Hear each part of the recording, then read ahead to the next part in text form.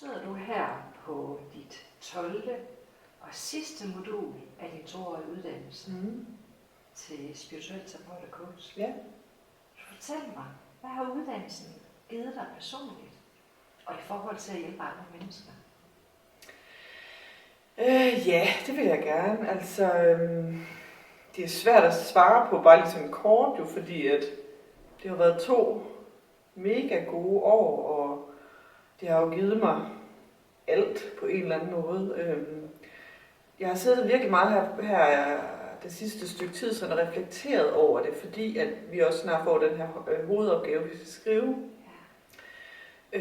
Og jeg har virkelig kommet sådan meget til at tænke over, jeg synes, i rigtig meget af mit liv indtil nu, har jeg egentlig følt meget, at jeg sådan har siddet lidt på passagersædet i en bil. Altså, bilen har bare kørt.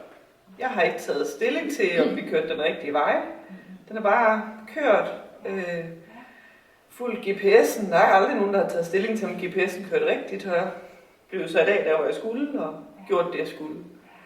Og nu er det lidt som om, at jeg har sat mig lidt i førersædet. Altså sådan, og tager stilling til, hvor vil jeg gerne køre hen, og er det den rigtige vej for mig, og vælger nogle gange at tage en lidt længere tur, fordi den giver mig noget mere. Altså sådan, så jeg synes, jeg har flyttet mig fra sådan at være passager i mit eget liv, til at være føreren i mit eget liv. Sådan helt bogstaveligt talt. Og hvad gør det ved dig? Hvad har det givet af følelser for dig, at du blev en førende i det her? Jamen, jeg føler mig jo sindssygt stærk, og jeg er blevet sindssygt god til at stå fast i mine meninger. Altså sådan at stå ved mit nej, og stå ved mit ja, og mærke efter, og jeg er blevet rigtig god til, siger min veninde i hvert fald også, og det er jeg, og sådan at sige, det kan jeg ikke svare på lige nu, men jeg vender lige tilbage. Jeg er nødt til at komme hjem nogle gange og mærke efter, om noget føles rigtigt for mig. Vi har også haft en madklub, hvor jeg simpelthen har sagt, at det er ikke noget, jeg kan være en del af lige nu, fordi at jeg har brug for tid til at lave noget andet, som er godt for mig. Og det har bare været mega stærkt for mig at være sådan, fordi det er sådan, jeg gerne vil fremstå, at jeg gør ting, jeg har lyst til, og jeg lader være med ting, jeg ikke har lyst til. Så det har virkelig givet mig en styrke til at være mig. Og hvilke følelser? Hvad er en følelse af dig, når du virkelig har den her styrke til at være dig? Det føles jo det føles bare rigtigt.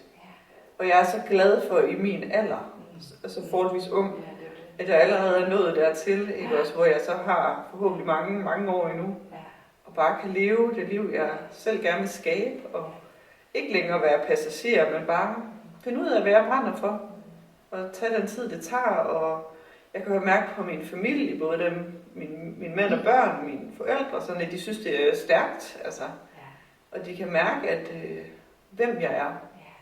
Og det er helt vildt, synes jeg faktisk.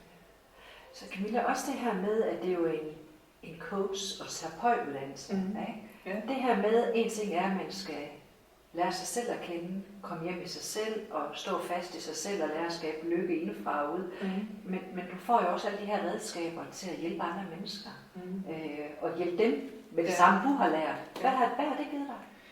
Jamen altså, til dagligt lige nu er jeg jo socialrådgiver og kan jo mange ting, men det har bare udvidet min bevidsthed. Altså min måde at samtale med mennesker på, min måde at anskue mennesker på, og min forståelse er blevet helt sådan anderledes fra at både kan se, hvad mennesker kommer fra, men også kan se deres udviklingspotentiale på en anden måde, end bare deres historie.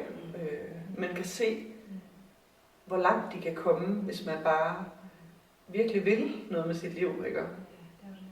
Og det er jo også i meget coaching, det der med, hvor vil du gerne hen med dit liv, men samtidig meget at bruge de terapeutiske teknikker med, hvad gør der, hvor du er i dag, hvad er det, der har gjort dig til den, du er, og de der bump, vi har haft på vejen, lære at se dem som nogle gaver, altså, er jo noget, jeg har lært her, som kun gør mit daglige arbejde mere fedt, fordi jeg kan spørge ind på nogle andre måder.